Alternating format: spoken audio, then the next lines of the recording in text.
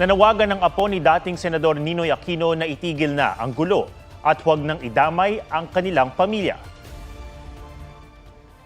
Bukod sa sana tigilan nyo yan para sa bayan, di ba? Parang huwag kayong manggulo. Kung hindi kayo naniniwala na mahalaga yung karapatang pantao, na mahalaga yung demokrasya at saka yung konstitusyon natin, huwag mo na sanang bagitin yung pangalan ni Lolo Ninoy. Ang turing ko sa mga Duterte, sa mga Marcos, pareho silang ulo, dalawang ulo sila ng parehong halimaw. Dalawa po silang nagpapahirap sa bayan. Sinabi ni Kiko Aquino D ngayong ika-72 kaarawan ng yumaong dating senador at matapos akusahan ni Vice President Sara Duterte ang pamilya Marcos na nasa likod ng pagpatay kay Ninoy. Ayaw na magkomento ng Vice Presidente tungkol dyan dahil natural naman daw na ang simpatya ng mga anak at apo ay sa kanilang mga magulang at lolo.